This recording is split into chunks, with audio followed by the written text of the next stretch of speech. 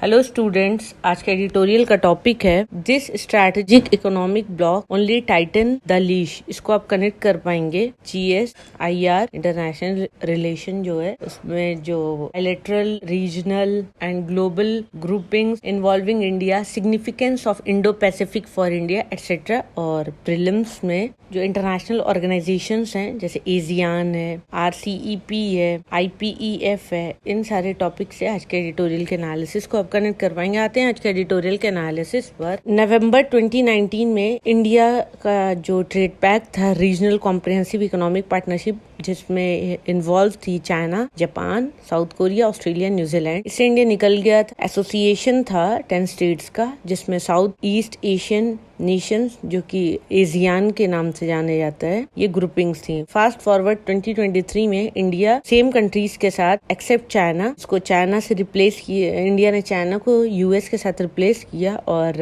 एक US का चलाया हुआ Indo Pacific economic framework for prosperity, जो IPF के नाम से जाना जाता है, उससे इंडिया ने ग्रुपिंग कर लिया है। ऑब्वियस क्वेश्चन ये है कि इसमें चेंज क्या है और कैसे ये दो इकोनॉमिक पार्टनरशिप फ्रेमवर्क जो हैं आपस में एक दूसरे से अलग है। The devil and deep sea, ये क्लियर डिफरेंस ये है कि चाइना वर्सेस US एक डेवलपिंग स्ट्रेटेजिक पार्टनरशिप है। इंडिया जो कि US को अपनी फॉरेन पॉलिसी में प्रायोरिटी पर रखता है। इंडिया का जो रिलेशन चाइना से है, मीनवाइल क्या हुआ, खराब हो गया और ये एक स्ट्रैटेजिक पार्टनरशिप इंडिया की US के साथ है। लेकिन ये इकोनॉमिक कॉस्ट के डिपेंडेंसी पे नहीं होना चाहिए। इसके साथ साथ चाइना, जिसके साथ लगातार एक डर बना रहता है कि अगर इंडिया चाइना के साथ ट्रेड डील करता है तो इंडिया का जो मैन्युफैक्चरिंग सेक्टर है, वो चीप चाइनीज जो गुड्स होती हैं वो इंडिया की मार्केट में भर जाएंगी, फ्लड करेंगी। तो इंडिया के एक मैन्युफैक्चरिंग सेक्टर को चाइना से ये बहुत बड़ा एक थ्रेट रहता है। लेकिन जो इकोनॉमिक इश्यूज US के साथ हैं वो भी कम प्रॉब्लमैटिक नहीं है। अगर बात की जाए agriculture, intellectual property, labour, environment standard और जो डिजिटल इकोनॉमी है वो।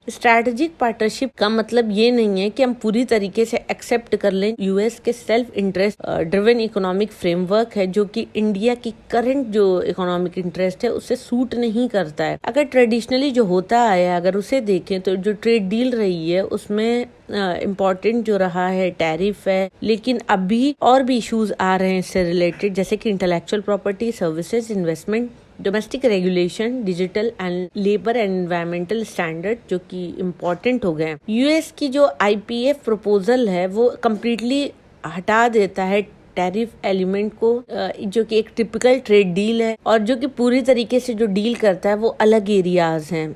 अगर ट्रेडिशनल ट्रेड डील US के साथ देखें तो एक रोड ब्लॉक की तरह है लेजिस्लेचर में। US जो कि ट्रेड फ्री ट्रेड डील करा है। और अगर नए तरीके का अगर जो US की पॉलिसी को अगर देखते हैं तो US के लिए विन विन इकोनॉमिक पार्टनरशिप है और ये एक अच्छा तरीका है रेजिस्टेंस करने का बहुत सी कंट्रीज के लिए, इंक्लूडिंग इंडिया, जो कि फ्री ट्रेड एग्रीमेंट इसको कहते हैं, स्ट्रैटेजिक पार्टनरशिप को, स्ट्रैटेजिक इकोनॉमिक पार्टनरशिप को। इसके बावजूद अगर IPEF को देखे तो एक नई लैंग्वेज है, न्यू एज की लैंग्वेज है और एक अपने आप में एक बहुत बड़ा ट्रैप है। इसको इतना इस तरह से वेग बनाया गया, इसमें इस तरीके के वर्ड यूज किए गए हैं जो जिसका एक्चुअल में जो इकोनॉमिक इम्पैक्ट होगा वो US के स्ट्रैटेजिस्ट के अलावा इस प्रपोजल को कोई भी नहीं समझ पाएगा। अगर इसका अर्लियर असेसमेंट करके देखें, इसको समझें, तो बहुत से एक्सपर्ट ऐसा कहते हैं कि जो IPF है वो एक कंप्लीट स्ट्रेंज होल्ड है इस प्रेजेंट इकोनॉमिक सिस्टम में और जो पार्टिसिपेटिंग कंट्रीज हैं उनके लिए उन्हें इस बात को समझना एक बहुत मुश्किल काम है। और इसी तरीके से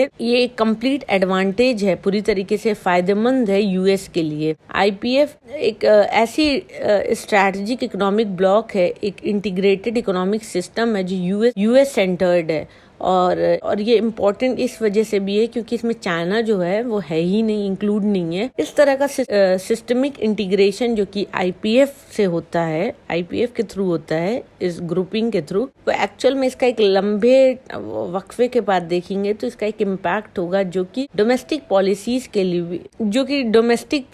के लिए कम ही हेल्प करेगा और कंट्री के जो ओन इंडस्ट्रियलाइजेशन है उसमें भी कम ही हेल्प करेगा। एग्जाम्पल के लिए देखते हैं टाइट सप्लाई चेन इंटीग्रेशन, जो कि और भी बहुत सारे एलिमेंट जो IPF के कंट्रीब्यूट करेंगे वो। Trade deal googly, developing country के लिए developing country trade negotiator use करते हैं traditional language free trade agreement में। उन्होंने बहुत सारी नई स्किल अगर अख्तियार भी की है तो उन्होंने अपने ही अंदर प्रॉब्लम देखने की कोशिश की है, जो कि डिफिकल्ट अंडरस्टैंड करना और रिस्पॉन्ड करना IPF की इनोसेंट साउंड करने वाली जो वर्ड्स हैं उन्हें, क्योंकि वो समझ ही नहीं अभी पा रहे हैं, तो उसको समझने और उसका जवाब देने में काफी टाइम लग जाएगा और उसका इम्पैक्ट जब हम फेस करेंगे तो वो हमारे लिए अच्छा नहीं होगा, क्योंकि किसी चीज को हम समझ नहीं पा रहे हैं तो उसके लिए हम रेडी भी नहीं है। स्पेशली IPF जो प्रपोज किया है अपने और जो कंक्लूड हुए नवंबर 2023 में, जब रियल एंगेजमेंट देखें, और इसका रियल एंगेजमेंट लास्ट ईयर ही स्टार्ट हुआ है,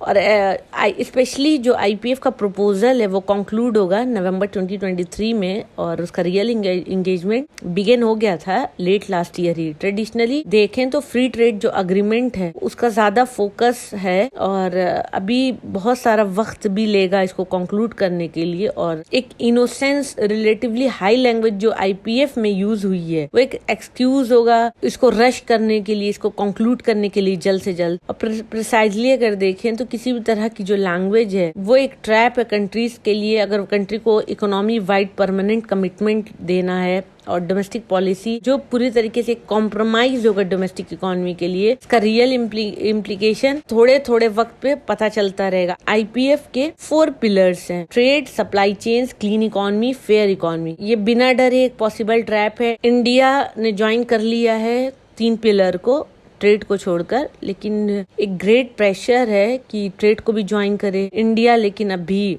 इससे मतलब सेकंड थॉट भी ला सकता है, इंडिया इससे बच सकता है, इसको ज्वाइन भी कर सकता है। तो अभी ऐसी सिचुएशन है, अगर ट्रेड पिलर को भी इंडिया ज्वाइन कर लेता है तो ये बहुत इंडिया के लिए अच्छा नहीं होगा, और इनफैक्ट अदर जो पिलर हैं वो भी डेवलपिंग इकोनॉमीज के लिए अच्छी नहीं होंगी, जो कि न्यू इकोनॉमिक स्ट्रक्चर आर्किटेक्चर होगा, क्योंकि वो टैरिफ बेस्ड नहीं होगा। अगर लॉन्ग रन में देखें, लंबे टाइम पे देखें, तो इसका एक स्ट्रॉन्गर इफेक्ट होगा हमारी इकोनॉमी और ट्रेड फ्लोज में बजाय टैरिफ के। डिजिटल एरेना में कहा जाता है कि code is law, architecture is policy. बढ़ते हुए डिजिटल वर्ल्ड में हार्डवेयरिंग जो सप्लाई चेन है, और अगर पॉलिसी स्पेसेस को खत्म करें जो कि की एरिया है डिजिटल लेबर और एनवायरमेंट और एक्सपोर्ट कंस्ट्रेंट का, तो एक तरीके का वो फॉर्म ले लेगा गिल्डेड टेक्नोलॉजी केज का, जो कि इरिवर्सिबल है, जो कि चेंज नहीं हो पाएगा इकोनॉमिक जो डिपेंडेंसी है। तो क्या ये स्ट्रेटेजिक पार्टनरशिप US के साथ इतने बड़े कॉस्ट पे, इतना बड़ा प्राइस पे करके, इतनी बड़ी प्राइस पे करके मिलेगी इंडिया को? IPF क्वेश्चन है। IPF जिसके डीप इम्प्लीकेशन ऑलरेडी देख लिया है एग्रीकल्चर में, जेनेटिकली मॉडिफाइड सीड्स होते हैं जैसे कि फूड के, और बहुत सारे जो पॉलिसी स्पेस की हैं रेगुलेटिंग जो रेगुलेट करती हैं बिग टेक को, और वो देखा जाए तो कॉम्प्रोमाइज हो रहा है कंपैरेटिव एडवांटेज मैन्युफैक्चरिंग में, क्योंकि अनफेयर लेबर और एनवायरमेंट स्टैंडर्ड्स हैं इंडिया और US के। और ये भी कहा जाता है कि ये सीरियसली अफेक्ट करेगा इंडिया की एबिलिटी को, जो कि इकोसिस्टम क्रिएट कर सकती है अपने इमर्जिंग एरिया में, जो कि डिजिटल इकोनॉमी और ग्रीन प्रोडक्ट्स है। तो अगर इस एडिटोरियल को देखें ओवरऑल, इंडिया के लिए बहुत ज्यादा फायदेमंद नहीं नजर आता है IPF की ग्रुपिंग को ज्वाइन करना। देखते हैं, अब इंडिया 3 के पिलर्स को ज्वाइन कर लिया है इंडिया ने, ट्रेड बस रह रहा है, जो कि US चाहता है कि ट्रेड भी ज्वाइन कर ले। तो आगे देखने का, आगे जो क्वेश्चन है या आगे अब इसको ट्रैक रखना पड़ेगा कि इंडिया ट्रेड को ज्वाइन करता है, और करता है तो किस तरीके से इंडिया इस चैलेंजेस को डील करता है। तो ये क्वेश्चन है आज के एडिटोरियल का। जो भी इकोनॉमिस्ट हैं, जो भी इसको अंडरस्टैंड कर रहे हैं इस पॉलिसीज को, तो वो इस चीज को समझ पाएंगे कि ये चैलेंज है, और अगर चैलेंज है तो इसको कैसे टैकल करना है, डील करना। तो ये था आज का editorial analysis. Thank you for watching my video. Please share, like and subscribe.